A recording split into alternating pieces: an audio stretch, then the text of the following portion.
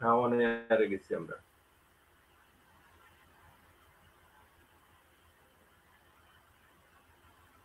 Mute করো।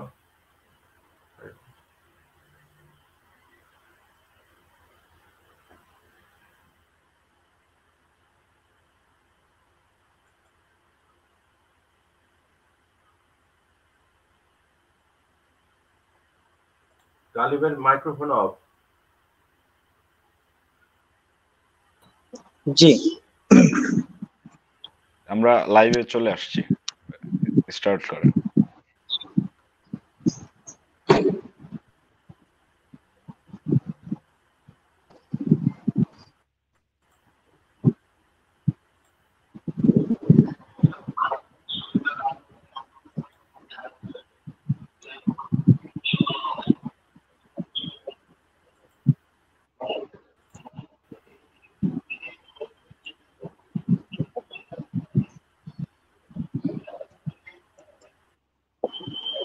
হ্যাঁ বলো। ইয়া জি।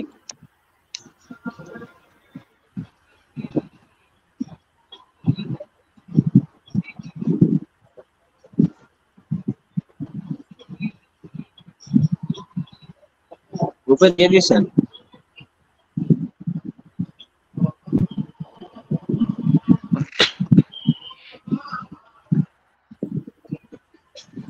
গ্রুপে কি দেখা যাচ্ছে? আমি গ্রুপে পাচ্ছি না, লাইভটা আমি গ্রুপে পাচ্ছি না।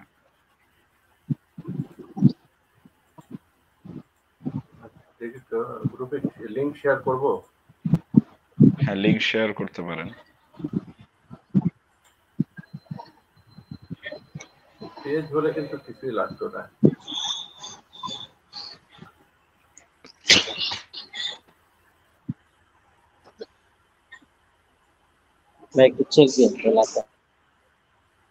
অথবা গ্রুপ থেকে কেউ শেয়ার করলেও কিন্তু হবে, পোস্টটা শেয়ার করলেও হওয়ার কথা। অ্যাডমিন বা কেউ।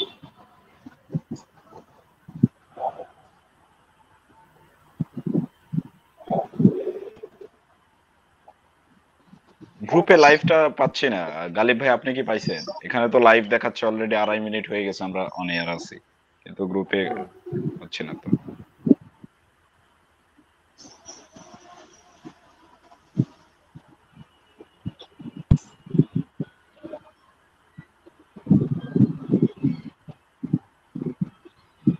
তুমি ওই আইডিতে গিয়ে ওই লিংকে গিয়ে গালিব ইয়ে করো, আবিদ ওই লাইভটাই শেয়ার করো ওয়াল থেকে গ্রুপে, তাহলেই হয়ে যাবে।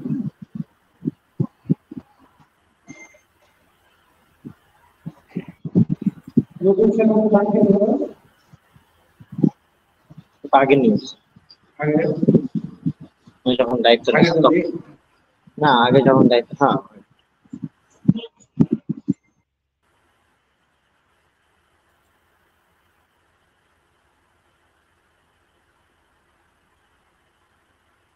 ও কি টেকনোলজি এত দুর্বল?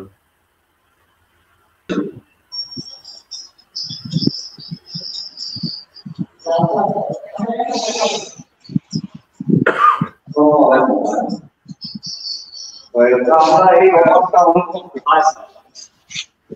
হ্যাঁ, আমরা এই অভাবটা অনুভব করছি। অনেক ভাই ব্রাদার আছে বসানো যায়।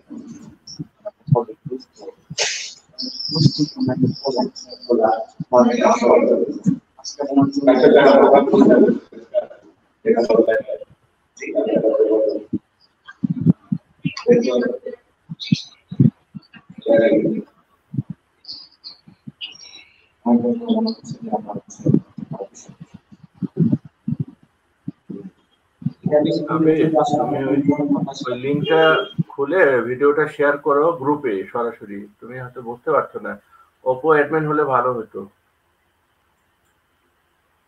আমি দীর্ঘদিন একটা অনলাইন নিউজ পোর্টালে এই লাইভ প্রোগ্রামের সঞ্চালনার কাজ করছিলাম।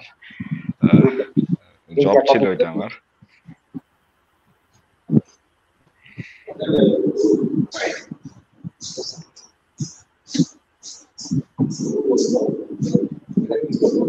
এটা গ্রুপে ডাইরেক্ট লিংকটা কপি করে গ্রুপে দিয়ে দেন, ওটা ডাইরেক্ট শেয়ার করতে। জি, আমাকে শুনতে পাচ্ছেন? আপনাকে আমরা দুইবার করে দেখতে পাচ্ছি, ডাবল স্ক্রিন। হ্যাঁ, এখন ঠিক আছে। শোনা যাচ্ছে আমাকে? হ্যাঁ, শোনা হ্যাঁ যাচ্ছে।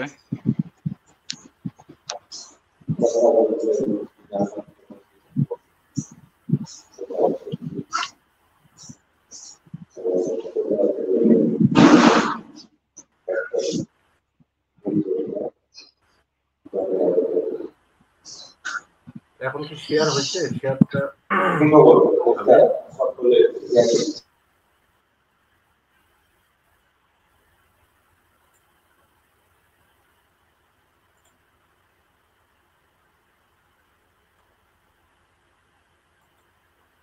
আবির শেয়ার হয়েছে জানাও।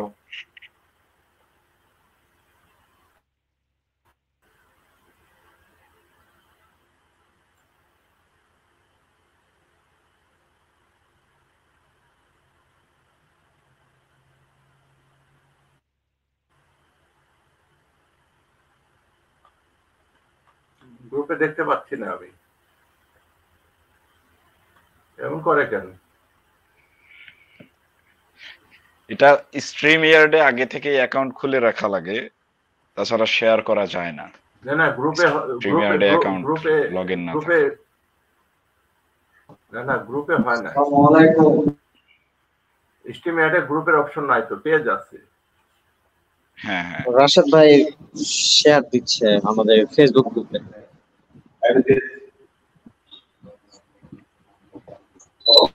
আচ্ছা, আমরা আমরা কথা শুরু করি। হ্যাঁ, মাইক্রোফোন অফ করো না, বারবার মাইক্রোফোন মিউট করছো তোমরা। জি ভাই, হয়ে গেছে আমাদের। আপনি সঞ্চালনা শুরু করে দেন ভাই।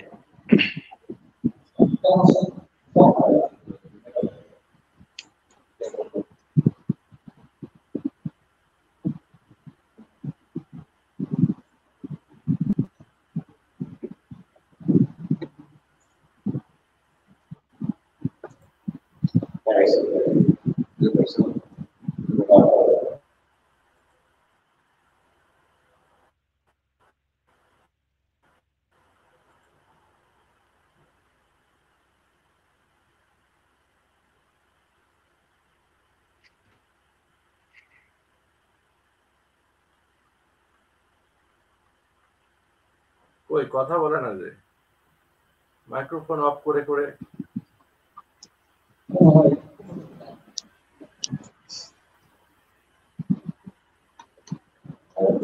জি, আমার মনে হয় গ্রুপে চলে গেছে।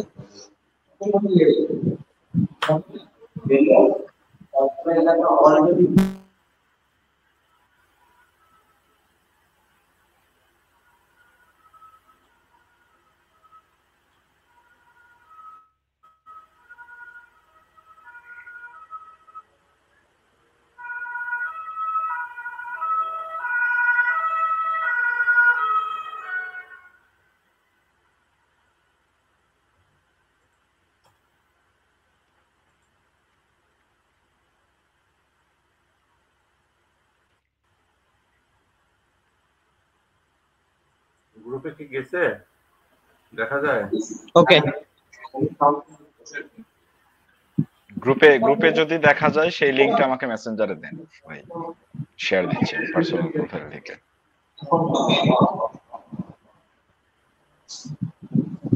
আমি কিন্তু লিংক দিয়ে দিচ্ছি। হ্যাঁ, অপর অপর ইয়ে নাই আমার কাছে নাম্বার, আমি আবিরকে দিয়ে দিচ্ছি ফেসবুকের লিংকটা। হ্যাঁ, অলরেডি চলে আসছে, গ্রুপে আসছে, আমি পেয়েছি। আমরা শুরু করি।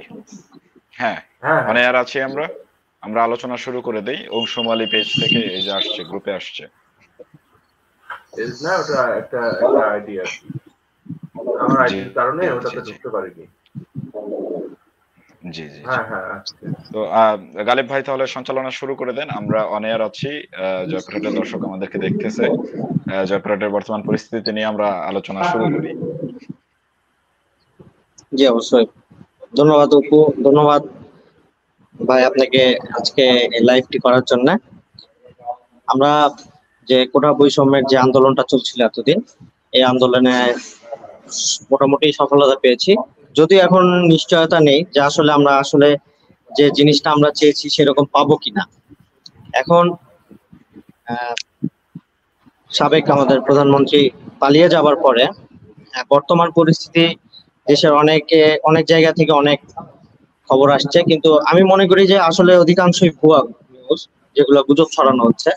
যেমন সিলেটে যে মন্দিরে হামলার ঘটনাটি এসেছে, এটা 2 বছর পুরনো, 2022 সালের একটা ছবিকে রিক্রিয়েট করে আবার সেটাকে 2024-এ এটা আবার প্রচার করা হচ্ছে যে মন্দিরে হামলা চালানো হচ্ছে। কিন্তু আমি মনে করি যে আসলে এরকম কিছুই হচ্ছে না দেশে, এবং দেশের পরিস্থিতি মোটামুটি স্বাভাবিক আছে।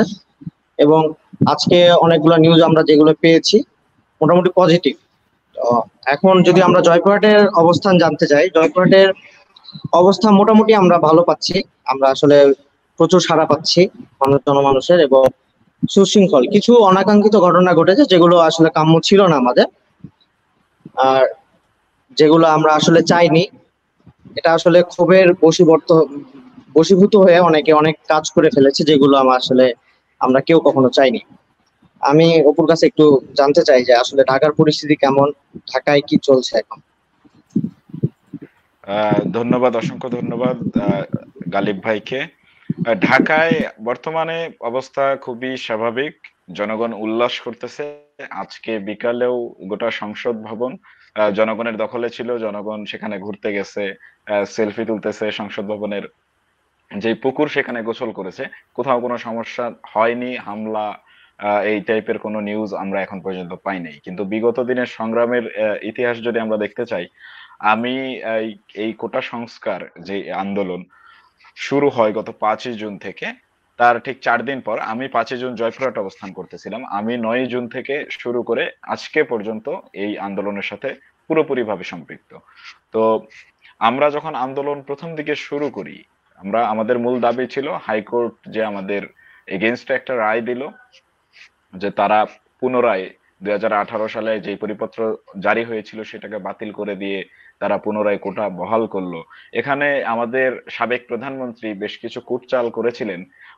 আমরা চেয়েছিলাম কোটার সংস্কার, উনি করেছিলেন কোটা বাতিল। এতে করে হয়েছিল কি, কোটা বাতিল করাতে আমাদের সংবিধানের 29 নং আর্টিকেলে যেটা বলা আছে যে অনগ্রসর জাতিকে আমাদেরকে কোটার মাধ্যমে তাদেরকে আমাদের সাথে তাল মেলানোর সুযোগ দিতে হবে, সেইটা ভায়োলেট হয়। তো কনস্টিটিউশন ভায়োলেট হওয়ার কারণে একটা পক্ষ হাইকোর্টে রিট করার সুযোগ পায়। আমাদের প্রধানমন্ত্রী সিস্টেমেটিক্যালি এই কাজটা করেন যেন এই জাতীয় রিটটা হিন্দু করা মহাসভা যায়, এই রিট করার গতকাল সুযোগটা উনি দিয়ে দেন। বিকালে এবং পরবর্তীতে রিট করে তারা, রিটের ফলাফল আসে এই 2024 সালের 5ই জুন। তারপরে তৎক্ষণাৎ আমরা আমাদের বৈষম্য বিরোধী ছাত্র আন্দোলনের যে সমন্বয়করা, তারা একটি মশাল মিছিলের মাধ্যমে প্রথম আন্দোলন শুরু করে।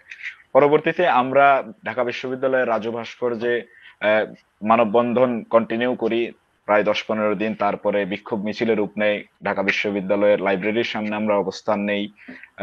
সেখানে আমরা মানববন্ধন করি। লাইব্রেরির ভিতর থেকে যখন ছেলে পেলেরা সবাই চলে আসে, আমাদের সাথে যুক্ত হয়, হলগুলো থেকে সব ছাত্ররা আমাদের সাথে যুক্ত হয়, তখন আন্দোলনটা বড় একটা পর্যায়ে চলে যায়।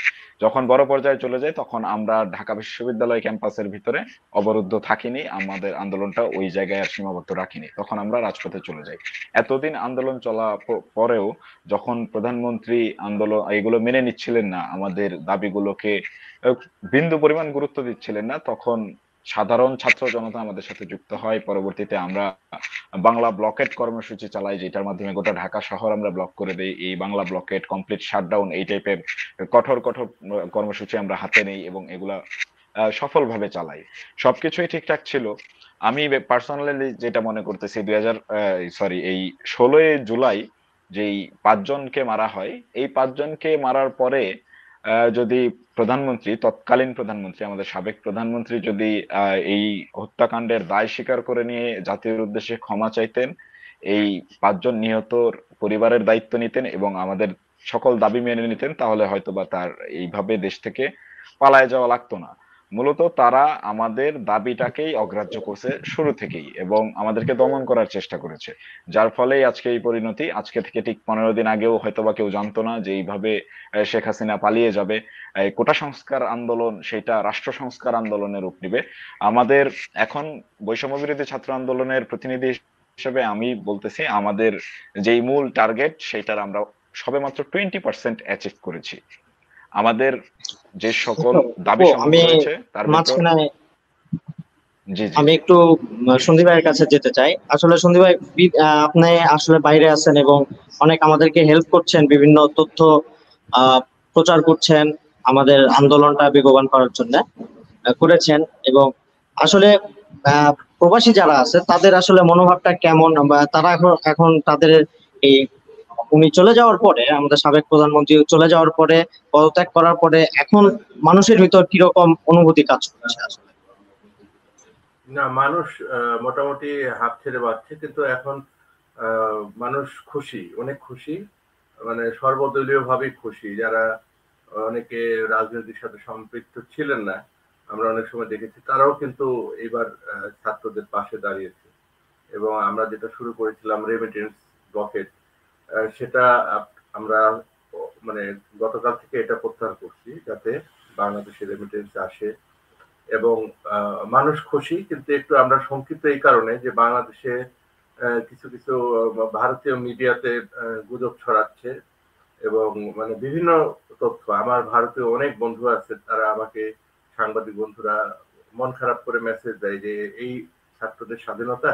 কিন্তু আমি ওনাদেরকে বলেছি, আবারও বলি, যে ছাত্ররা কিন্তু রাষ্ট্র ক্ষমতায় নেই, এখনো রাষ্ট্র ক্ষমতা হাসিনা সরকারের, কারণ নতুন কোন সরকার গঠিত হয় নাই, এক নাম্বার। দুই নাম্বার হচ্ছে শুধুমাত্র প্রধানমন্ত্রী পদ থেকে উনি রিজাইন দিয়ে পালিয়ে গেছেন, কিন্তু বাকি সরকার মানে প্রতিষ্ঠান রয়ে গেছে। যদিও আজকে সংসদ পার্লামেন্ট ভেঙে দিয়েছে, এমপি নাই এখন বর্তমানে, কিন্তু মন্ত্রীরা কিন্তু রয়ে গেছে, প্রশাসন রয়ে গেছে, তার সম্পূর্ণ এস্টাবলিশমেন্ট রয়ে গেছে।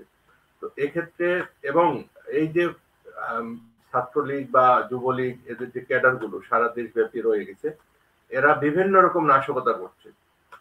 আমরা হাসিনার পতনের আগেও আমরা অনেকবার বলেছি যে বাংলাদেশের বসুন্ধরা গ্রুপ, রংধনু গ্রুপ, বেক্সিমকো গ্রুপ, এরা কয়েক হাজার কোটি টাকা বিনিয়োগ করেছে ভাড়াটিয়াদেরকে নিয়ে বিশৃঙ্খলা সৃষ্টি, নাশকতা করার জন্য। তারা রেডি করছে, যদি এরকম সিচুয়েশন হয়, এগুলো করে সব জামাত শিবির, বিএনপি, বিরোধী দল এদের নামে দিবে। ওরা কিন্তু সরাসরি ছাত্রকে দোষ দিতে পারছে না, কারণ ছাত্র, ওরা একটা কৌশল খাটাচ্ছে। প্রথম দিকে বলেছিল জামাত শিবির এরা, তারপরে বলছে, তারপর যখন এখানেও লাইন হচ্ছে না, তখন বলছে যে জামাত শিবির পিছন দিক থেকে এদেরকে প্যাট্রোনাইজ করছে। তো এগুলো তো একটা টোটালি মিথ্যা কথা, কারণ কোন রাজনৈতিক দল, বিএনপি, জামাত, আওয়ামী লীগ, এরা যেভাবে স্টুডেন্টরা এবার যেভাবে প্রোগ্রাম গুলো সাজিয়েছে বা নাম দিয়েছে এক একটা, মানে এক্সিলেন্ট, হ্যাঁ, যে কমপ্লিট শাটডাউন, এগুলো ক্রিয়েটিভ, সমস্ত কিন্তু ক্রিয়েটিভ। এগুলো আমাদের মতো যারা আমরা 50+ বয়স বা আমাদের আরো সিনিয়র রাজনীতিবিদরা, ওদের মাথায় এগুলো আসবে না, ওনারা এটা করতেও দিতেন না যদি এরা দলীয় আন্ডারে থাকতো। ওরা সবসময় ভয় থাকে কোনটা করলে কি হবে, কোনটা হিসাব নিকাশ করে, কিন্তু স্টুডেন্টরা কিন্তু কোনো হিসাব নিকাশ করেনি, এটা একটা। তারপরে ভারতের মিডিয়াতে বিভিন্ন স্ক্রিনশট শেয়ার করা হচ্ছে, অমুক জায়গায় মারা গেছে মন্দিরে, অমুক জায়গায় ভাঙচুর, হত্যা। এখন আমি বলতে চাই যেটা, যে কিছু সংখ্যালঘু বলতে কি হিন্দুদের উপরে মানে মানে ক্ষোভে মানুষ আক্রমণ করেছে কিছু, এই কিছু মানুষগুলো কারা, আমাদেরকে এটা নির্ধারণ করতে হবে, এই কিছু মানুষটা কারা। এরা এই মানে হাসিনা সরকারের সময় তারা বিভিন্ন সন্ত্রাসী, মানে লুটপাট, মানে মাস্তানি, মানুষকে নির্যাতন করা, এই কাজের সাথে তারা লিপ্ত ছিল। এখন হাসিনা নেই, ক্ষমতা গেছে, তাদের উপরে সাধারণ মানুষের ওই এলাকার ক্ষোভ থাকা স্বাভাবিক, তারা কিছু করতেও পারে, মারধর করতে পারে, কিন্তু কেউ কোনো খুন খারাপই তো হয় নাই। ওরা তো আমাদের ছাত্রদেরকে গুলি করে করে তার মানে পাখির মতো মেরে ফেলেছে, কিন্তু এরা হয়তো বড়দের কি করছে, বাড়িতে হয়তো ভাঙচুর চালাইছে বা এসি, কিন্তু কোনো রেয়ার কোনো মন্দিরেও কিন্তু হামলা হয় নাই। হামলা যে হয় নাই তার একটা প্রমাণ আমি এখন স্ক্রিনে একটু দেখাই, ঠিক আছে?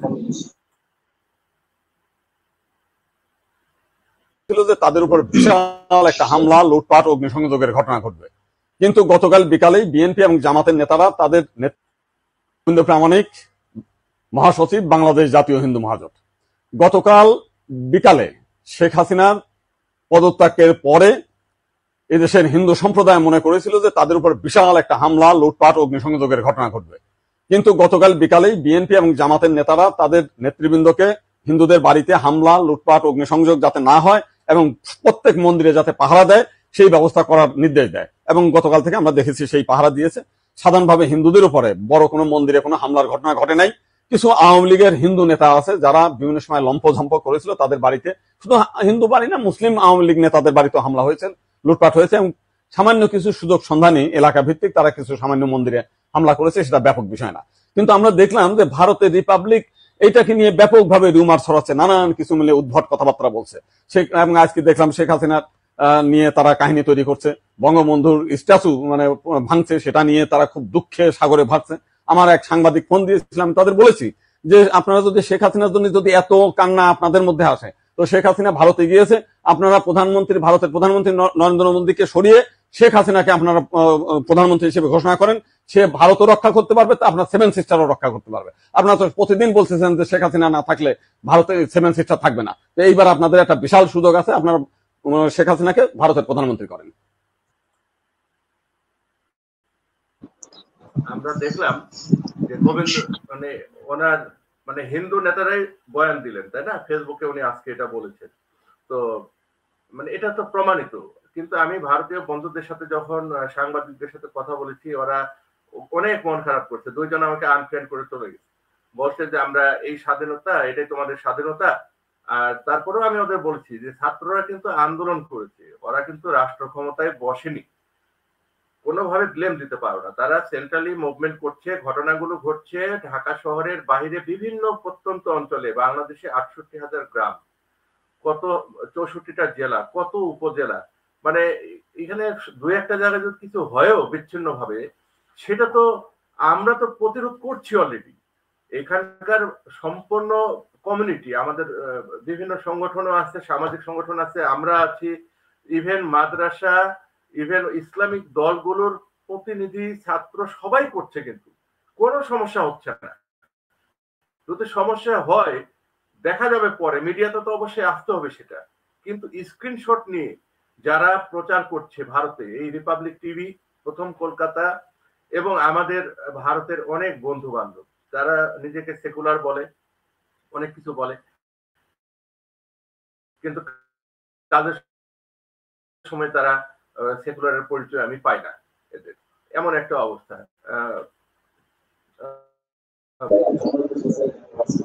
বাংলাদেশের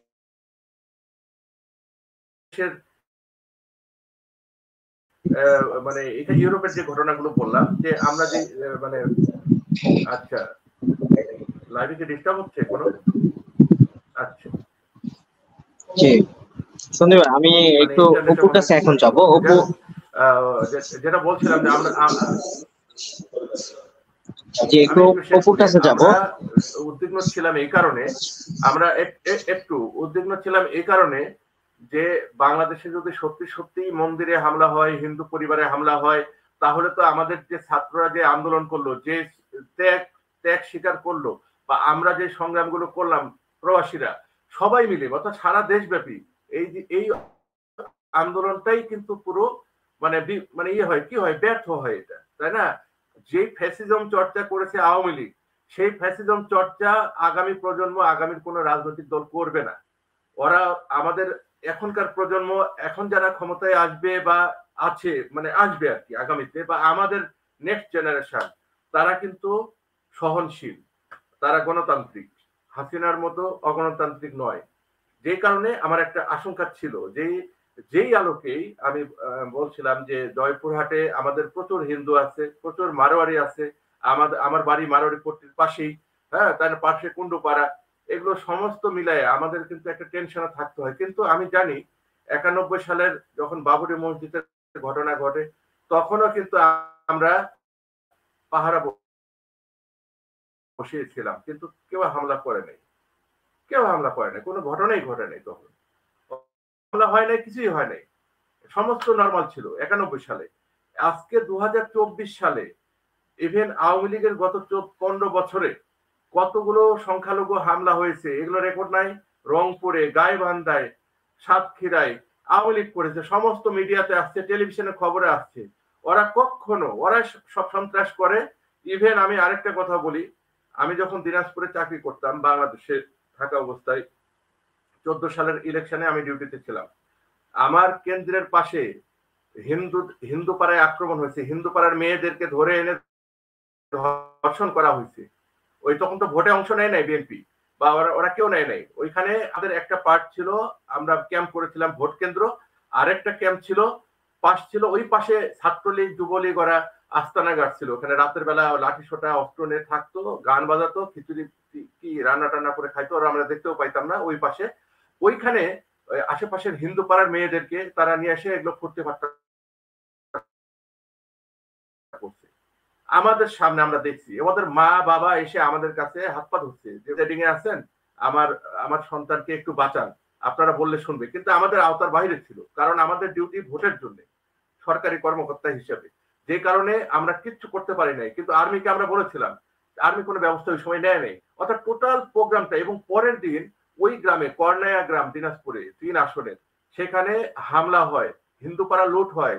তারপরে এই খবর মিডিয়াতে আসছে যে জামাত শিবির বিএনপি এগুলো সমস্ত ঘটনা ঘটিয়েছে, কিন্তু ওই ফ্যামিলিগুলো আর নাই। আমি তারপরে দিনাজপুরে যে কদিন ছিলাম আমি খোঁজ নিতে গেছিলাম, ফ্যামিলিগুলো সব ভারতে পালিয়ে গেছে।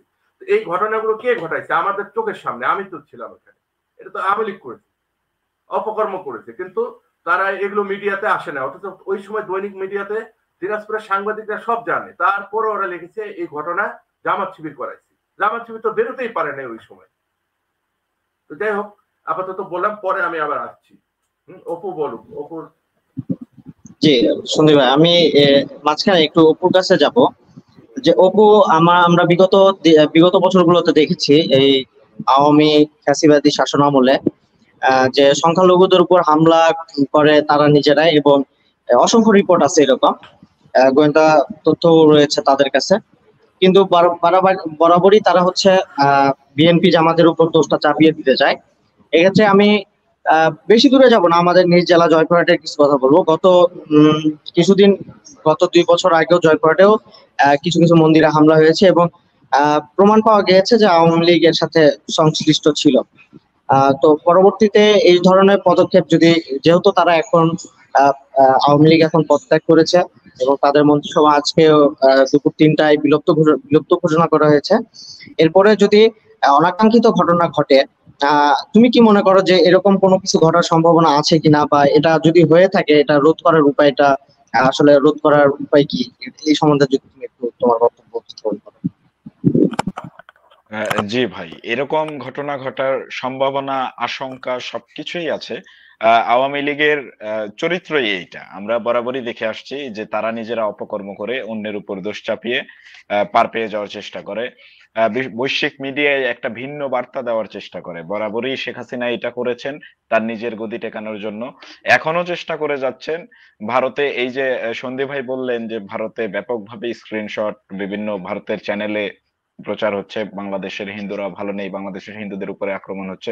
এটার কারণ হচ্ছে ভারতের হিন্দুদেরকে আমাদের বিরুদ্ধে ফুঁসিয়ে তোলা। বৈশ্বিক মিডিয়া যেন এরকম নিউজ যায় যে আমাদের দেশে সাম্প্রদায়িক দাঙ্গা লাগার পথে, এবং এইটার কারণে শেখ হাসিনাকে চলে যাইতে হয়েছে, শেখ হাসিনা থাকাকালীন এগুলা হয় নাই, ওনার পরিকল্পনাই এইটা। বা ভারত যেহেতু আমাদের চতুর্দিক দিয়ে ঘিরে ধরে রাখা বড় একটা দেশ, আমরা আমাদের ইচ্ছার বিরুদ্ধে হলেও ভারতকে আমরা অস্বীকার করতে পারি না। ভারতের সাথে আমাদেরকে বিভিন্ন চুক্তি করতে হয়, ব্যবসা করতে হয়, অনেক কিছুই করতে হয়। ভারত আমাদের প্রতিবেশী দেশ, আমাদের বন্ধু দেশ, এটা আমরা স্বীকার করি। কিন্তু এখন এইসব অপপ্রচার তারা চালিয়ে ভারতের সাথে আমাদের যে বন্ধুত্বপূর্ণ সম্পর্ক, এটাকে নষ্ট করার চেষ্টা করতেছে। আলটিমেটলি তারা বাংলাদেশের ধ্বংস চায়। এখন বর্তমানে যে পরিস্থিতি, দেশের কোথাও কোনো মন্দির টন্দির কোথাও হামলা হয় নাই। আমার মুসলিম ভাইয়েরা দাড়িওয়ালা ভাইয়েরা টুপি পাঞ্জাবি পরে রাত্রে একজন আরেকজনের হাত ধরে মন্দিরগুলো পাহারা দিচ্ছে। এগুলা বাহবা পাওয়ার যোগ্য, এগুলো হাসিনার সকল ষড়যন্ত্র রুখে দেওয়ার জন্য যথেষ্ট। এই একই কাজ হাসিনা কিন্তু এইবার অনেকগুলো ফাঁদ পেতেছিল, কোনো ফাঁদেই কেউ পা দেয় নাই। যেমন হচ্ছে গত সপ্তাহের বৃহস্পতিবারে তারা জামায়াত ইসলামকে নিষিদ্ধ করলো, আর আমরা শুক্রবারে প্রোগ্রাম থ্রু করলাম, যে হচ্ছে সকল মসজিদে দোয়া হবে আমাদের শহীদদের জন্য এবং তারপরে আমরা বিক্ষোভ মিছিল বের করব। তো হাসিনার প্ল্যানিং অনুযায়ী বৃহস্পতিবারে জামায়াতকে নিষিদ্ধ করা হয়, শুক্রবারে যখন আমরা মসজিদগুলো থেকে মিছিল বের করবো তখন আমাদেরকে জামায়াত বলে অ্যারেস্ট করবে, গ্রেফতার করবে, গুলি চালাবে, এগুলা তার প্ল্যান ছিল। কিন্তু জামায়াত কি করলো, এই ফাঁদে পা দিল না। জামায়াত সোজা সাপটা মিডিয়ার সামনে এসে জানিয়ে দিল আমাদের কোনো প্রতিক্রিয়া নেই, আমরা প্রতিক্রিয়া জানাবো নির্বাচনের আগে, আমরা নিষিদ্ধ কিনা বা এই ব্যাপারে আমাদের যা বক্তব্য, আমরা ছাত্রদের আন্দোলন নষ্ট করতে চাই না। এরকম অজস্র উদাহরণ আমি দিতে পারবো। হাসিনার পাতা কোনো ফাঁদই এইবার কাজে আসে নাই। গত 16 বছর ধরে মানুষজন এগুলা দেখতে দেখতে অভ্যস্ত হয়ে গেছে। মানুষজন আসলে বুঝে গিয়েছিল যে শেখ হাসিনা বা এই সরকার কি কি করতে পারে। তো এখনকার সময়ে যদি কোথাও হামলা হয়, আমার অনেক হিন্দু ভাইরা নিরাপদে নেই। আমাকে আমার উপজেলা যেটা জয়পুরহাটের আক্কেলপুর উপজেলার সন্ধ্যা থেকে 4জন হিন্দু ভাই আমাকে ফোন দিয়েছেন, মেসেজ করেছেন। তারা বলেছেন যে আমরা নিরাপদ ফিল করতেছি না, আমরা পালিয়ে আছি, ভাই আপনি আসেন, আপনি এসে আমাদেরকে আমাদের বাসায় তুলে দেন। তো আমি তাদেরকে আশ্বস্ত করেছি আমি আসি ইনশাআল্লাহ, আমি আপনাদেরকে আপনাদের বাসায় তো তুলে দিবই, আমার আপনার আশেপাশের পাড়ার যে ভাই ব্রাদার যারা আছে তাদেরকে একদম আমি একটা কমিটি তৈরি করে দিব, তারা আপনাদেরকে প্রোটেক্ট করবে। এইভাবেই আমরা প্রান্তিক পর্যায় থেকে একদম গ্রাম পর্যায় থেকে প্রতিরোধ গড়ে তুলতে হবে হাসিনার এই ষড়যন্ত্রটাকে রুখে দিতে চাইলে। এটা হচ্ছে আমার আমার পার্সপেকশন থেকে আমি মনে করছি ধন্যবাদ এইভাবে অপু। আমরা এটা রুখে দিতে পারি এবং এটা আমরা পারবো। জি, ধন্যবাদ অপু। সন্দীপ ভাই, আপনি কি মনে করছেন যে আসলে আমরা জয়পুরহাটের তরুণ সমাজ যারা আছি, আপনি তো বাইরে থাকেন, অনেক তথ্য আপনার কাছে থাকে বিভিন্ন জায়গার, যেহেতু আপনি কিছুটা সাংবাদিকতা পেশার সঙ্গেও জড়িত আছেন, আমি আপনার কাছে জানতে চাই আসলে আমাদের এই যদি আমাদের যে হিন্দু ধর্মাবলম্বী বা অন্যান্য ধর্মাবলম্বী যে ভাই বোনেরা আছে জয়পুরহাটে, তাদের আসলে তারা যে ভয়টা পাচ্ছে যে তাদের উপর হামলা হবে কিনা বা কেউ হামলা করবে কিনা, তারা অনেকে আমার কাছেও আজকে সকাল থেকে গতকাল রাতেও আমার অনেক বন্ধু বান্ধব যারা আছে তারা আমাকে মেসেজ করেছে যে গালিব আমরা তো আসলে ভয় পাচ্ছি আমাদের। আমি তাদেরকে আশ্বস্ত করছি যে আসলে এরকম কিছুই হবে না, আমরা ইনশাল্লাহ এটা রুখে দিতে পারবো। আপনার কি মনে হয় আসলে তরুণ সমাজের জন্য আপনার আপনার কিছু কথা যদি আপনি তুলে ধরেন যে আসলে এগুলো আমরা কিভাবে রুখবো যদি এরকম কোনো ধরনের হামলা বা সহিংসতা করে কেউ, তাহলে এগুলা রুখে দেওয়ার উপায়টা আপনি যদি আমাদেরকে তরুণ সমাজের জন্য বলে দেন। ধন্যবাদ। এখন মূল বিষয় যেটা যে জয়পুরহাট শহরে আমার জন্ম, বেড়ে ওঠা সবকিছু ঠিক আছে। জয়পুরহাট শহরের যারা মানে তোমাদের হয়তো 90 সালের পরে যাদের জন্ম, এরা হয়তো আমাকে চিনবে না সেরকম, কিন্তু বাকি যারা আছে একদম 100 বছর বয়স যাদের আছে এখন জয়পুরহাটে, তারা সবাই চিনে আমাকে। ইভেন অপুর বাড়ি আক্কেলপুর সেটা আমি জানতাম না, আক্কেলপুর আমার নানা বাড়ি ঠিক আছে। আমার ফ্যামিলির হয়তো চিনবে এখন পরিচয় দিলে, আমি সমীর মন্ডলের ভাগিনা, শহীদ বুদ্ধিজীবী। তো সোনামুখী আমার নানার বাড়ি। এখন যেটা বলছিলাম যে জয়পুরহাটের কোন হিন্দু আমার শৈশব থেকে এই 53 বছরে আমি কখনো দেখি নাই জয়পুরহাটের হিন্দু কোনো সময় টেনশন করছে, কোনো সময় না, কেউ বলতে পারবে না, নোবডি। অন্তত শহরের এই মাদারগঞ্জ থেকে শুরু করে মানে এই সদরের যতগুলো আছে, গ্রামে আক্কেলপুরেও তো হিন্দু আছে, আমার নানি বাড়ির পাশেই তো হিন্দু আছে, বৈরাগী পাড়া আছে, তাই না? তো কোনোদিনও এটা হয় নাই, আমি আমার জন্মের পর থেকে আমি দেখি নাই, কখনো হয় না। এবং এই হিন্দু বলে কোনো আক্রমণ করা এটা হয় না। কিন্তু পাশাপাশি আমার অনেক অভিজ্ঞতা আছে হিন্দুদেরকে কিভাবে লুণ্ঠন করা হয়, জয়পুরহাটের মানুষই করেছে এবং তাদের পরিচয় আওয়ামী লীগ। হ্যাঁ, আমাদের পাড়াতেই আছে। রাতের বেলা আমরা দেখলাম যে এই মানুষটাকে সন্ধ্যার সময় বাজারে দেখছি বাজার করতে, রাতের বেলা আলো জ্বলছে, সকালে পরের দিন সকালে দেখি লোক নাই, কই গেছে, ইন্ডিয়া গেছে। তারপরে কদিন পরে দেখি কি এই বাড়ি নাকি বিক্রি হয়েছে, কে নিচ্ছে, আওয়ামী লীগের মুখ লেখা। তাহলে এগুলো কারা? ওগুলো তো আমরা সবাই চিনি, আমার পাড়াতেই আছে। হ্যাঁ, আমার বাড়ির পাশেই তো আছে, এগুলো হাতের ডকুমেন্ট আছে। অর্থাৎ এইখানে জয়পুরহাটে যারা আছে হিন্দুদের কিছু হবে না, কিন্তু হবে না মানে এই না যে তারা মানে হবেই না, তা কিন্তু না, কারণ হতে পারে। এবং সেটা করবেটা কি করবে হচ্ছে আওয়ামী লীগের এই ভাড়াটিয়া নাশকতাকারী লোকজন। কারণ গতকাল আমি যেটা শুনলাম যে জয়পুরহাট থানায় যারা আক্রমণ করছে তারা জয়পুরহাট শহরের কেউ না। আমি খবর নিলাম যে তোমরা এই কাজগুলো কেন করছো, তো আমাকে সবাই জানালো যে জয়পুরহাটের কেউ করে না, এগুলো আমরা চিনি না। কোত্থেকে আসলো তারা? তারা ওই মঙ্গলবাড়ি রোড দিয়ে ওরা পালিয়ে গেছে। তার মানে কি, এটা ধামুরহাট হতে পারে, নওগাঁ ডিস্ট্রিক্টের লোক হতে পারে, অথবা আরো আমাদের জয়পুরহাটের ওই ধলাহারা ওই দিকের লোক হতে পারে, আমরা জানি না, ওই আমাদের কোনো আইডিয়া নেই। তার মানে কি, এই লোকগুলোকে কারা ভাড়া করে আনছে?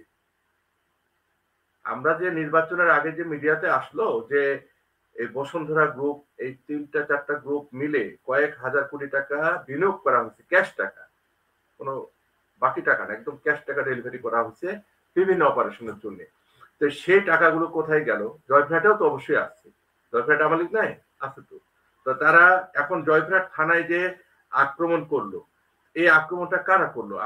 আমাদের শহরের তো কেউ করে নাই, শহরের কেউ করে নাই। যদি করে থাকে পুলিশরা, ওদের সিসিটিভি আছে, বড় বলুক, একটা ফুটেজ দেখাক যে জয়পুরহাটের ছেলেপেলেরা আছে। আমাদের সবাই, আমরা চিনি সবাইকে, পুলিশও চিনে আমাদের, চেনে না? ছোট একটা শহর, কয়েকটা লোক থাকে একটা শহরে। তো যাই হোক, এটা হয় নাই, কিন্তু মিডিয়াতে কিন্তু ঠিকই প্রচার হয়েছে। আওয়ামী লীগ এটাকে ক্যাশ করেছে ভারতীয় মিডিয়াতে, যে জয়পুরহাট থানায় হামলা, ওই নাটোরের হামলা, রাজশাহীতে হামলা, এগুলো ঘটছে না তা না, কিন্তু এখন তো নিয়ন্ত্রণ নাই। এখন একটা মানে সরকারবিহীন একটা রাষ্ট্র। তুমি যেটা বললা আবিদ, যে মন্ত্রিসভা বিলুপ্ত হয় নাই, ঠিক আছে, মন্ত্রিসভা হয় নাই, পার্লামেন্ট বিলুপ্ত হয়েছে, মন্ত্রী কিন্তু আছে। কারণ মন্ত্রী না থাকলে সরকার চলবে কিভাবে, রাষ্ট্র চলবে কিভাবে? প্রধানমন্ত্রী নাই, ঠিক আছে। প্রধানমন্ত্রীর দায়িত্বটা মানে এখন সেনাপ্রধান পালন করতেছে, মানে অতিরিক্ত একটা দায়িত্ব হিসেবে, হ্যাঁ, খণ্ডকালীন। কিন্তু এটা থাকবে না, এটা তো আমাদের সংবিধান সম্মত হচ্ছে না, এটা প্রয়োজনে এখন আমাদেরকে মানতে হচ্ছে এটা, ঠিক আছে। শেখ হাসিনা বহু গল্প করতো, এই তত্ত্বাবধায়ক সরকার, এটা সংবিধান সম্মত না, ওটা সংবিধানের গান গাইতে গাইতে শেখ হাসিনা মনে করে আমাদের মানুষ ছাত্র মেরে শেষ করে দিচ্ছে। এখন যেটা চলতেছে বাংলাদেশের শাসন, কোন তো সংবিধান নাই এই মুহূর্তে। সংবিধান তো এখন মানে আমি কোনো কারবারই দেখি না। সেনাপ্রধান যে উনি দায়িত্ব নিচ্ছেন, সেনাপ্রধানের দায়িত্ব নেওয়ার বিধানই তো রাখে নাই, শাস্তিযোগ্য অপরাধ বলে করছে, সংবিধান বানাইছে, মানে তার মানে কি, তার রাস্তাটা পরিষ্কার রাখছে। কেয়ারটেকার মানে নাই, এখন ইউনুস কেয়ারটেকার প্রধান হবে, কেমনে হচ্ছে এগুলো? হাসিনার হলো কি, সংবিধানের দোহাই দিয়ে সবাইকে খালি ধোকাবাজি করে। আসলে যেই অর্ডিন্যান্সে কেয়ারটেকার গভর্নমেন্ট বিলুপ্ত হয়েছে বলছে, ওটাই অবৈধ, ওটারই কোনো ভ্যালিডিটি নাই, এটা আমরা জানি। কিন্তু সে জোর করে আদালত, সংবিধান, এই খেলা খেলে গেছে আওয়ামী লীগ। হ্যাঁ, এখন আমি যেটা বলবো, জয়পুরহাটের আইন শৃঙ্খলা রক্ষা করা আমাদের জন্য খুবই ইম্পর্টেন্ট। আমরা এই শহরে জন্ম নিয়েছি, এই শহরে বড় হয়েছি, মানে এখন আমরা জেলাই বলবো, কারণ সব জেলার প্রত্যেকটা জায়গায় আমাদের আত্মীয় স্বজন। জয়পুরহাটে আছে আমাদের জন্ম, আক্কেলপুরে আমাদের আত্মীয়, পাঁচবিবি আত্মীয়, কালাই আত্মীয়, খেতলাল আত্মীয়, নাই কোন জায়গাটায়। তো আমাদের একটা জায়গা যদি ক্ষতি হয়, আহত হয়, আমাদের পুরো শরীরেই কিন্তু আহত হই আমরা। এই কারণে যেটা বলবো, প্রথম, তোমরা যারা জয়পুরহাটে আছো, তোমাদের জয়পুরহাট শহরের শান্তি শৃঙ্খলা প্রতিষ্ঠা করা সবার আগে দরকার, ঠিক আছে। তারপরে কাজ হলো, যারা আওয়ামী লীগ বা আমাদের তোমাদেরকে নির্যাতন করছে, যারা রাজনৈতিক সাথে তোমরা ছিলা, এদের মানে আওয়ামী লীগের লোকজন বা অন্যান্য জোটের, তাদের বিরুদ্ধে কোনো হামলা করবা না, বিদ্বেষ পোষণ করবা না, সহনশীল আচরণ করো। কারণ তোমরা যদি এই কাজ করো, তাহলে আওয়ামী লীগ আর তোমাদের সাথে তফাৎটা কি হলো? সাধারণ জনগণের কাছে তোমাদের ডিফারেন্সটা কোথায়? জয়পুরহাট থেকে আমার ফ্যামিলির লোকজন বলছে, জয়পুরহাটের বাজারে, আমাদের বাড়ির বাজারে বলছে যে মিছিল টিছিল কে যেন করছে, হ্যাঁ, তো ওইখানে মিছিলে অনেক আওয়ামী লীগের লোক ঢুকছে, আওয়ামী লীগের লোক ঢুকে গেছে আর হাসিনার বিরুদ্ধে মিছিলে, এখন রূপ পাল্টায় ফেলছে। তো এখন তারা মিছিল করেছে, অশোভন আচরণ করেছে কয়েকটা আওয়ামী সমর্থক দোকানদারের সাথে, ব্যবসায়ীর সাথে অশোভন আচরণ করছে, টিজ করেছে, টিজ করে না, এই কাজগুলো ভালো দেখায় না। তো এটা বন্ধ করতে হবে। তার মধ্যে হলো আওয়ামী লীগ যেসব অগণতান্ত্রিক আচরণ করছে, তা যেন আমরা না করি, এটা আমাদেরকে মনে রাখতে। আমরা নতুন বাংলাদেশ স্বপ্ন দেখি। তারপরে এই জেনারেশনের ছাত্ররা যারা আন্দোলন করলো কোটা সংস্কারের, বৈষম্য বিরোধী, তাদের স্লোগান কি, তাদের কি ছিল, তাদের বক্তব্যই তো একটাই আসছে না যে আমরা নতুন কিছু করব, মানে সমস্ত কিছু, অর্থাৎ আমাদের যে আগেকার যে চিন্তা চেতনা ওই রকম চিন্তার মধ্যে আমাদেরকে রাখা যাবে না। আমরাও তো নিজেরাই সারেন্ডার করছি এখন, যে আমাদের জেনারেশন, আমরা যারা 90 করছি, তারপরে আরো অনেক আন্দোলন, ক্ষুদ্র ক্ষুদ্র আন্দোলন করছি, আমাদের গুলো বাদ, আমাদের সিস্টেমের মধ্যে আর এই সিস্টেমে এক হচ্ছে না, ইন্টিগ্রেট হচ্ছে না। তো যারা এখন করছে নেক্সট জেনারেশন এরাই দায়িত্ব নিবে। তারপরে হচ্ছে আমার আরেকটা অনুরোধ থাকবে জয়পুরহাটের সবার প্রতি, তোমাদের প্রতি, যে পুলিশ বাহিনীতে যারা কর্মরত আছে এদের সাথে সহনশীল আচরণ করো, টিজও করবা না। এখন আর ওই ভুয়া ভুয়া স্লোগানও দরকার নাই, এখন তো আওয়ামী লীগ সরকারই নাই, তোমার ভুয়া ভুয়া স্লোগানেরও দরকার নাই, তাই না? ওরা আমাদেরই কাজ করবে এখন, তারা এখন আমাদের জনগণের সরকারের হয়ে কাজ করবে, এবং প্রয়োজনে তাদেরকে তোমরা সহযোগিতা করো, তাদের ফ্যামিলি যদি থাকে ফ্যামিলিদেরকে তোমরা প্রোটেক্ট করো, ভালো ব্যবহার করো। ওদের তো অনেকে, আমি শুনেছি অনেকে বাজার করতেও যেতে পারছে না ভয়ে, পুলিশের ফ্যামিলি। তো সেটা সারা দেশে একই অবস্থা। তোমরা তাদের বাড়িতে গিয়ে খোঁজ নাও, যদি বাজার হাট লাগে বাজার করে দাও, টাকা ওরাই দিবে, টাকা না থাকলে ধার দিবে, কোনো সমস্যা নেই। আমি কি বোঝাতে পারলাম জিনিসটা? ওদের হাতে কিন্তু, ওদের বাড়িতে বাজার নাই, কিন্তু ওরা কিন্তু খুবই মানে অবর্ণনীয়, মানে অমানবিক জীবন যাপন করছে। শুধু জয়পুরহাট না, জয়পুরহাটে কি হয়েছে আমি জানি না, কিন্তু বাংলাদেশের মোস্ট অফ দ্য এরিয়াতে ফ্যামিলিতে বাজার নাই, খাবার নাই, শিশু আছে না, ওদের বাচ্চা আছে তো ফ্যামিলিতে। তো এখন আমাদেরকে এটা করতে হবে। জয়পুরহাটে তোমরাও এটা খোঁজ নাও, এবং তোমরা থানায় যাও, থানার অফিসারের সাথে কথা বলো, আজ থেকে না হোক কাল থেকে যাও, অফিসারের সাথে ভালো ভাষায় কথা বলো যে আমরা আক্রমণ করতে আসিনি বা আমরা কিছু না। থানায় যেন কোনো ধরনের 2 নাম্বারি কাজ না হয়। তোমরা প্রয়োজনে একজন ওখানে প্রোটোকল দাও, সবসময় বসে থাকো যে থানায় কিভাবে কাজ হচ্ছে। থানার তো একটা কার্যক্রম আছে, থানা তো সারাক্ষণ আন্দোলনকারীদের পিটায় বেড়ায় না, থানারও একটা কাজ আছে। এই কাজগুলো করবে, নিরাপত্তা বিধানের কাজ করবে, সব ধরনের। এর মধ্যেও যদি কেউ ভাঙচুর বা মানে আইন বিরুদ্ধ কাজ করবে, আমাদের সংবিধানের মানে সংবিধানের বাইরে আছে না, যেগুলো করলে আমাদের মনে করো দুর্নাম হবে, এখন সেই কাজগুলো যারা করবে তোমরা তাকে, মানে কগনিজেবল অফেন্স যেগুলো, হ্যাঁ, তোমরা তাদের ধরবা। সে যেই হোক, সে যদি বিএনপিরও হয়, সে যদি জামাতেরও হয়, সে যদি বাসদ মাসদ জাসদ যে হোক বা আওয়ামী লীগের হোক, ধরবা, পরিচয় দরকার নেই, ধরবা, ধরে আইন শৃঙ্খলা রক্ষাকারী বাহিনীর কাছে দিবা, ভিডিও করবা, ওরা আইনগত ব্যবস্থা নিবে, কিন্তু তাদেরকে মারধর করবা না, আইনের হাতে সোপর্দ করবা। এইটা একটা ব্যাপার, মানে কোন রকম হয় না। অর্থাৎ জয়পুরহাট, আমরা চাই জয়পুরহাট কাল থেকে যেন টোটালি দেখার মতো হয়, ওদের সাথে গল্প করে একসাথে চা খাওয়া, আওয়ামী লীগের সাথে কোনো সমস্যা নেই। যারা পালানোর তারা পালাইছে, যারা পালানোর অপরাধ করছে তারা পালিয়ে গেছে, আর যারা অপরাধী তারা তোমাদের সামনে দাঁড়াবে না।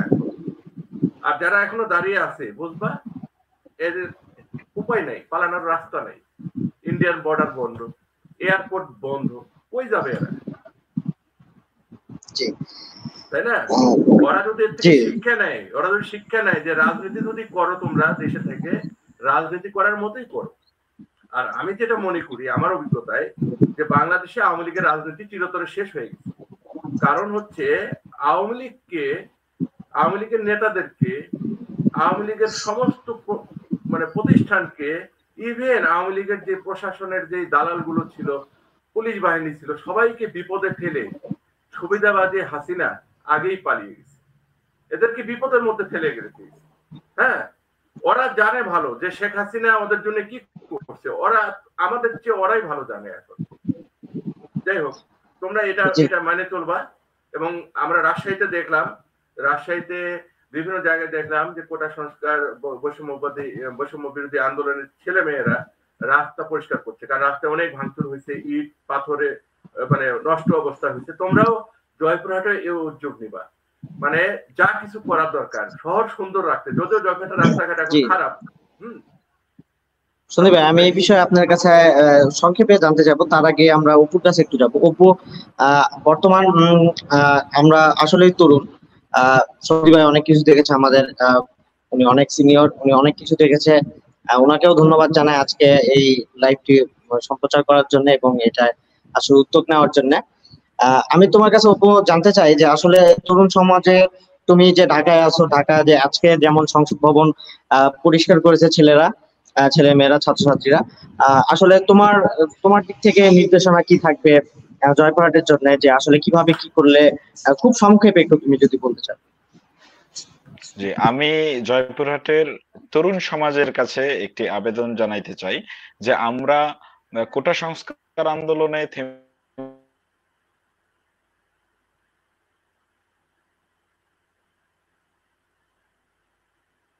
সম্ভবত নেট সমস্যা, হয়ে যাবে ঠিক। জি, অপু সম্ভবত ডিসকানেক্টেড হয়েছে। ডিসকানেক্ট হয় নাই, কিন্তু মেবি তার ফোনে কোনো কল ঢুকেছে, এই কারণে ওটা ইয়ে হয়ে গেছে। অপু কি শুনতে পাচ্ছি কিনা? আমাকে কি শোনা যাচ্ছে এখন? হ্যাঁ শোনা যাচ্ছে, ক্যামেরা, হ্যাঁ এইবার ঠিক আছে। মনে হয় কল ঢুকছিল না? জি জি জি, আমার জি ফোনে অপু, কল যেটা এসেছিল বলছিলাম। কিন্তু আমি কল আসার কারণে ডিসকানেক্টেড হয়ে গিয়েছি। জি তুমি বলো খুব সংক্ষেপে। হ্যাঁ, জয়পুরহাটের তরুণ সমাজের প্রতি আমার যে আমার যে বার্তা থাকবে, বৈষম্য বিরোধী ছাত্র আন্দোলনের পক্ষ থেকে আমরা মূলত শুরু করেছিলাম কোটা সংস্কার আন্দোলন, কিন্তু শেষ করতেছি রাষ্ট্র সংস্কার আন্দোলনে এসে। আমাদের রাষ্ট্র বিনির্মাণের উদ্যোগ আমরা নিয়েছি, আমরা উদ্যোগ নিচ্ছি কিভাবে জাতীয় সরকার গঠন হবে, আমরা উদ্যোগ নিয়েছি কিভাবে ক্ষমতা হস্তান্তর হবে, আমরা উদ্যোগ নিয়েছি দেশের বিচার বিভাগ কিভাবে চলবে। সকল বিষয়ে আমরা নতুন বাংলাদেশ বিনির্মাণ করতে চাই। এইটা শুধু ঢাকা থেকে আমরা বৈষম্য বিরোধী ছাত্র আন্দোলনের যে সমন্বয়করা আছে তারা শুধু ঢাকায় করলেই হবে না, এটা দেশের সকল জায়গায় করতে হবে, আমার জয়পুরহাটেও করতে হবে। জয়পুরহাটের তরুণ সমাজের প্রতি আমার আহ্বান, আপনারা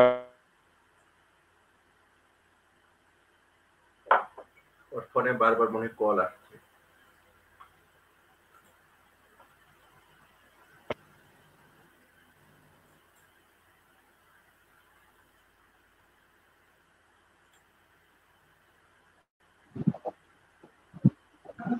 হ্যাঁ অপু,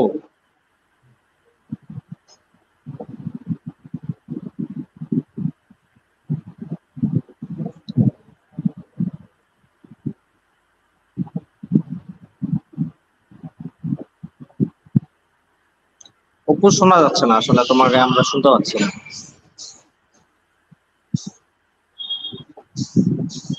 আমি একটু সন্দীপ ভাইয়ের কাছে যেতে চাই। অপুর মাইকটা ঠিক করে নাও, সাউন্ড আসছে না। হ্যাঁ বলো। না আসলে অপু আমরা শুনতে পাচ্ছি না তোমাকে, তোমার হয়তো ডিসকানেক্টেড হয়ে গেছে মাইকটা। আমরা আমরা জানি যে তুমি জয়পুরহাট আসছো আজকে রাত্রে, তোমার সময় নষ্ট করবো না, তুমি আসো। আমরা একটু সন্দীপ ভাইয়ের কাছে যেতে চাই যে সন্দীপ ভাই আসলে জয়পুরহাটের জন্য আপনার দিক নির্দেশনা এবং তরুণ সমাজের জন্য যদি দিক নির্দেশনা দেন যে আগামী বাংলাদেশটা আসলে কিভাবে আমরা চালাবো, কিভাবে চলতে পারে, এই রূপরেখা যদি আপনার কাছে থাকে। এবং প্রবাসীরা যে রেমিটেন্স বন্ধ করে দিয়েছিল, এটা যেমন আজকে আমরা দেখতে পেয়েছি যে প্রায় 18,000 কোটি টাকা আমাদের শেয়ার বাজার থেকে মুনাফা এসেছে, 1800 কোটি টাকা, সরি দুঃখিত, সম্ভবত আমি যদি ভুল না করে থাকি। আসলে রেমিটেন্স আসা যে বন্ধ হয়ে গিয়েছিল, এখন রেমিটেন্স আসছে কিনা, আপনারা আসলে রেমিটেন্স পাঠাচ্ছেন কিনা ব্যাংকের মাধ্যমে, ব্যাংকিং সেবার মাধ্যমে, হুন্ডির মাধ্যমে না পাঠিয়ে। আসলে আমরা যদি দেশ বিনির্মাণ নতুন করে করতে চাই, অবশ্যই আমাদের এই বড় আমাদের শক্তি হচ্ছে রেমিটেন্স যোদ্ধারা।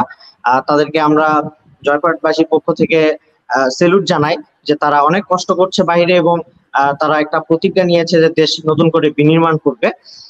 আসলে আপনার কাছ থেকে আমার জানতে চাওয়া, একটু সংক্ষেপে বলবেন, তারপরে আমরা অনুষ্ঠানটি শেষ করে দিব, যে জয়পুরহাটের জন্য আমরা কি করতে পারি। যেমন আমাদের অনেক অসঙ্গতি রয়েছে জয়পুরহাটে, যেমন আমাদের গত 14 বছর ধরে 4 লেনের 4 লেনের যে সড়কটি, এটি আজও অবহেলিত, এবং এখনো আমাদের ড্রেনেজ ব্যবস্থা কমপ্লিট না। 14 বছর হয়ে গেছে প্রায়, কিন্তু 10 বছর হয়ে গেছে, দুঃখিত 10 বছর হয়ে গেছে, এখনো আমাদের ড্রেনেজ ব্যবস্থা কমপ্লিট হয়নি। এগুলো আসলে ছোট সড়কগুলো আমাদের অনেক ভাঙাচোরা, যেমন আমরা 0 পয়েন্টে গেলে অনেক সমস্যা আমাদের। এই সমস্যাগুলো শোনার মতো কোনো এমপি মন্ত্রী আমাদের জয়পুরহাটে ছিল না। যেহেতু 10 বছর ধরে হয়নি, আমরা আশাই ছেড়ে দিয়েছিলাম। এখন যদি আমরা যদি ধরে নিই যে আগামীতে নতুন একটা সরকার গঠন হবে, আসলে এই রূপরেখাগুলো কিভাবে আসলে বাস্তবায়িত হবে, আপনার আপনি আসলে কি এই সম্পর্কে কিছু বলতে চান কিনা? না, ধন্যবাদ। এখন এখন এখন আমাদের প্রধান কাজ যেটা, অবশ্যই জয়পুরহাটের বিষয়ে আমরা সবকিছু করব, মানে পরিকল্পনা রূপরেখা সবই হবে এবং সবাইকে নিয়ে আমরা করব।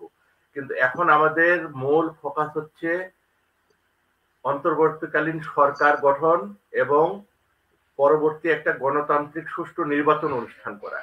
তারপরে আমাদের মূল কাজ হবে তখন। আর এর ভিতরে আমরা সমস্ত পরিকল্পনা রূপরেখা আমরা জয়পুরহাটের যারা যারা আমাদের বন্ধু বান্ধব আছে, সিনিয়ররা আছেন, সবার সাথে জুনিয়র সবাই মিলে আমরা একটা একটা মানে গাইডলাইন তৈরি করব আমরা। হ্যাঁ, দরকার হলে হোয়াটসঅ্যাপ গ্রুপ করব, দরকার হলে টেলিগ্রাম গ্রুপ করব, করে আমরা সবার মতামত নিয়ে, অর্থাৎ এক একটা ভিউ এক একজনের এক এক রকম থাকতে পারে, তাই না? যেটা আমার মাথায় আসবে না সেটা হয়তো অপুর মাথায় আসলো, অপুর মাথায় আসলো না আরেকজনের মাথায় আসলো। এগুলো হয় কি, সবগুলো করার পরে আমরা এটা কম্পাইলেশন করার পরে যখন এটা এডিট করব, তখন হবে আসল জিনিসটা যে কি হবে। কারণ জয়পুরহাটে যে চেয়ারম্যান হয়েছে পৌর মেয়র, সে তো আমাদের ছোট ভাই। তো এখন কথা হলো, তো উনি ও কি ছিল, মানে কোত্থেকে আসলো, কিভাবে তাকে চেয়ারম্যান বানানো হয়েছে, কে বানাইছে, এগুলো আমরা সবাই জানি, তাই না? সবাই জানি। আমরা নতুন করে এগুলো বলার আর কিছু না, এগুলো খুব নোংরা বিষয়।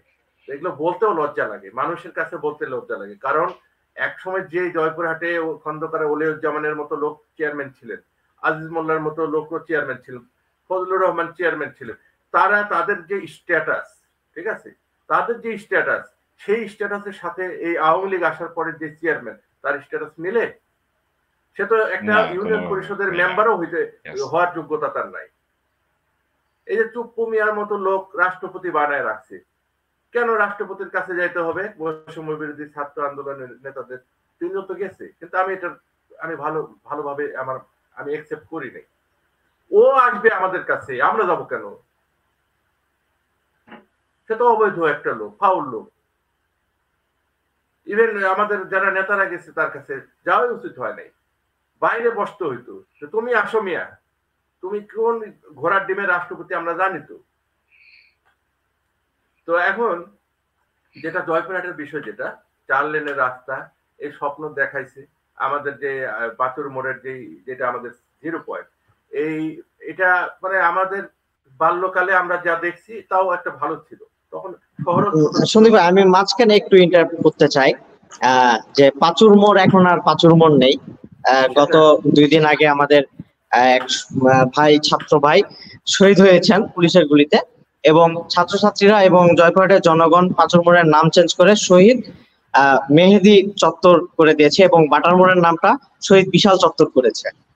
বাহ, দারুণ, ভালো হয়েছে। এটা তোমরা যেটা করবা, তোমরা ওইখানে যে সাইনবোর্ড যাদের আছে, দোকানপাট যাদের ব্যবসা আছে, তোমরা সাইনবোর্ডেও ওদেরকে বলবা যে তোমরা সাইনবোর্ডে এটা ইয়ে করবা। আর গুগল ম্যাপে অপুরা পারে, ওটা গুগল ম্যাপে লোকেশনেও তোমরা এটা অ্যাড করে নিবা।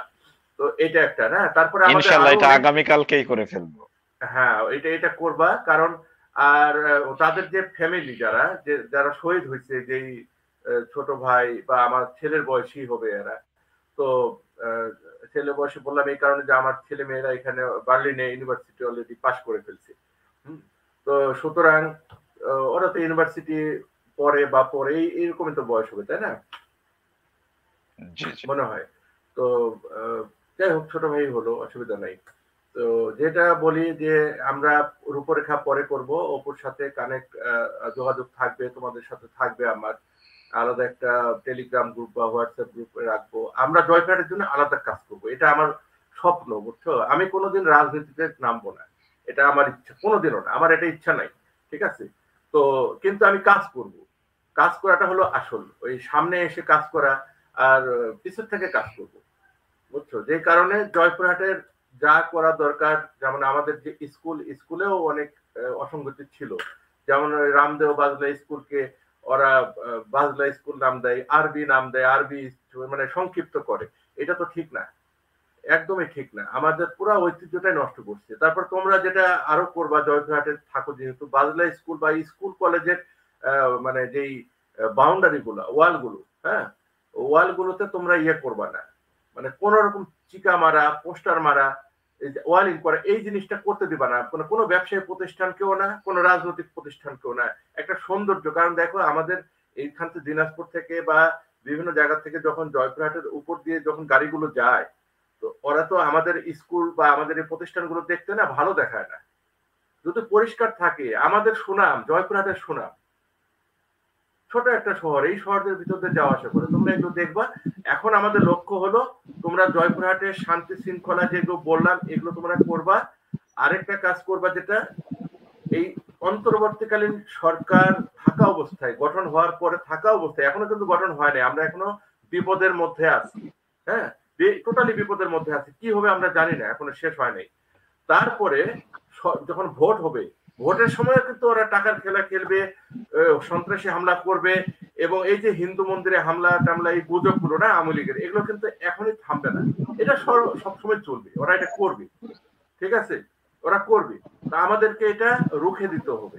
তোমাদের কাজ হলো এখন অন্তর্বর্তীকালীন সরকারের ভোট পর্যন্ত তোমরা মাঠে থাকবা।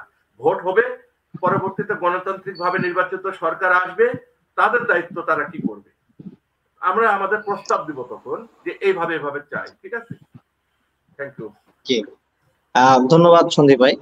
আমরা দীর্ঘ প্রায় 15 বছর 7 মাস স্বৈর শাসনের অবসান ঘটেছে এবং অনেক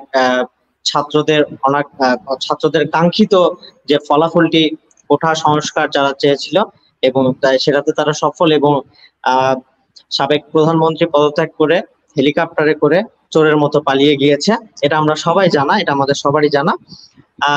আমরা অপুর কাছে গিয়ে সন্দীপ ভাই আমরা শেষ করতে চাই। অপু যেহেতু জয়পুরহাটের উদ্দেশ্যে রওনা দিয়েছে এবং সে পথে আসবে, সে বের হওয়া সত্ত্বেও আমি তাকে আটকিয়ে দিই যে আপনি আছেন। তো অপুর খুবই সংক্ষেপে 1 মিনিটে শেষ করব আমরা। তুমি আসলে কালকে আসছো, আমাদের কালকে একটা প্রোগ্রাম ডেকেছি আমরা, আমাদের একটা সংগঠন আছে গ্রিন অ্যান্ড ক্লিন জয়পুরহাট, জিসিজে।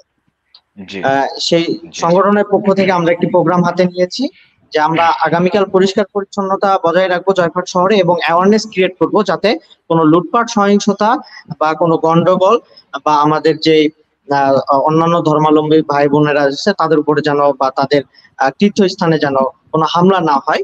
এই অ্যাওয়ারনেসটা আমরা ক্রিয়েট করার জন্য আগামীকাল একটি র্যালি ডেকেছি এবং সেটার নাম দিয়েছি শান্তি পথযাত্রা। তো আগামীকাল উপস্থিত, অবশ্যই আমি আশা করি তুমি উপস্থিত হবে এবং ছোট্ট করে 1 মিনিটে তুমি তোমার বক্তব্য শেষ করতে পারো। অসংখ্য ধন্যবাদ। আজকের এই প্রোগ্রামটা পরিচালনা করার জন্যই মূলত আসলে এর সাথে সংশ্লিষ্ট সবাইকেই আমি ধন্যবাদ জানাচ্ছি। আমাদের দীর্ঘ 2 মাসের সংগ্রাম, রাজপথে যে শ্রম দিয়েছি, ঘাম দিয়েছি, আমি রাজপথে রক্ত দিয়েছি, সে আমার সকল সংগ্রাম সফল, আমি আপ্লুত। তো যাই হোক, আপনাদের এই যে উদ্যোগ, এই উদ্যোগটা আমার অসম্ভব রকম ভালো লেগেছে এবং এইটাতে জয়েন করার জন্যই মূলত আজকে রাতে আমি রওনা দিচ্ছি। এবং একই সাথে এইটার সাথে তাল মিলিয়ে একই প্রোগ্রাম আগামীকালকে আক্কেলপুরে হবে, সেটার উদ্যোগ আমি নিয়েছি, আমি ছেলেপেলেদের গুছাইছি। একই প্রোগ্রাম আক্কেলপুরে হবে, শান্তি পদযাত্রা হবে এবং ক্লিনিং এর কাজ করবে আক্কেলপুরের ছেলেপেলেরা। তো আমরা এটা শুধু জয়পুরহাট আর আক্কেলপুরেই সীমাবদ্ধ রাখবো না, আমাদের 5টা উপজেলাতেই আমি ছড়ায় দিতে চাই। আমি সবার কাছে শান্তির বার্তা পৌঁছে দিতে চাই। আর কোনো সংঘাত নয়, এখন সময় এসেছে, সুযোগ এসেছে রাষ্ট্র বিনির্মাণ করার। আমাদের যার যার জায়গা থেকে, আমাদের যার যার সক্ষমতা অনুযায়ী রাষ্ট্র বিনির্মাণে আমরা যেভাবে ভূমিকা রাখতে পারি, আমরা সবাই চেষ্টা করব সেই ভূমিকাটা রাখার জন্য। দিন শেষে দেশটা আমাদের, এই দেশে আমাদের থাকতে হবে, আগামী দিনে এই রাষ্ট্রটা আমরা পরিচালনা করব। তো আমরা আসলে ঠিক করব এই রাষ্ট্রের কল্যাণ কিভাবে হবে। আমরা সবাই আসলে রাষ্ট্রের জন্য কল্যাণকর কর্মকাণ্ডেই নিজেদেরকে যুক্ত রাখবো, এই আশাবাদ ব্যক্ত করে আজকের মতো আমি ইতি টানছি। ধন্যবাদ তোমাকে, অসংখ্য ধন্যবাদ আজকে এই লাইভটিতে জয়েন হওয়ার জন্য। সন্দীপ ভাই, আপনার কাছ থেকে আমি 2টো লাইন শুনতে চাই। আজকে সমাপ্তি আপনার মাধ্যমেই আমরা সমাপ্তি করবো আজকের লাইভটি। আপনি যদি আমাদের উদ্দেশ্যে কিছু বলেন, জয়পুরহাটবাসীর উদ্দেশ্যে। আমি জয়পুরহাট সবাইকেই ভালোবাসি। জয়পুরহাটের চেয়ে বড় কথা হলো যে আমি মানে সীমানার বাহিরের মানুষ, মানে আমার যে ব্যক্তিগত মুভমেন্ট বা এটা, আমি কোনো মানে রাষ্ট্র সীমানার ভিতরে আমি আবদ্ধ না, মানে আমি মানে কি বলে এটা, মানে আন্তর্জাতিকতায় আমি বিশ্বাসী। সেই হিসেবে পৃথিবীর সব মানুষ, সব ধর্ম, সব বর্ণ, সব মানুষ এগুলো নিয়ে আমাদের কাজ, এখানে আমরা কাজও করি এটা নিয়ে। তো সেই হিসাবে জয়পুরহাট জন্মভূমি, যেহেতু জয়পুরহাটে আমার বেড়ে ওঠা, অর্থাৎ এসএসসি পর্যন্ত আমি জয়পুরহাটে, তারপরে আমি ঢাকা কলেজে, ওই পর্যন্তই। হ্যাঁ, তারপরে যেটা গেছি ঈদের সময় যাওয়া, তারপরে চাকরিতে জয়েন করছি, ঈদের সময় ছুটি, হয়তো ছুটির সময় ছাড়া জয়পুরহাটে আমার আর যাওয়াই পড়ে নাই। তারপরে 14 সালে তো আমি পুরোপুরি একবারে আমার চাকরি সব ফেলায় দিয়ে একবারে দেশত্যাগই করলাম, দেশত্যাগ করে এখন আছি। কিন্তু এখন যেটা আমি চাই, জয়পুরহাটের জন্য আমরা আগামীতে অনেক কিছু করব। তোমরা জয়পুরহাট শান্তিভাবে রাখো, যা কিছু দরকার জয়পুরহাটের উন্নয়নের জন্য, ভালোর জন্য, পুরো জয়পুরহাটের আমরা সবাই মিলে করব। সব দল মত বর্ণ ধর্ম মিলেমিশে আমরা এটা করব, মানে কেউ একক ভাবে না, আমরা সবাই মিলেই করবো, অসুবিধা নেই, কোনো সমস্যা নেই। জয়পুরহাট তো আমাদের। তো থ্যাংক ইউ।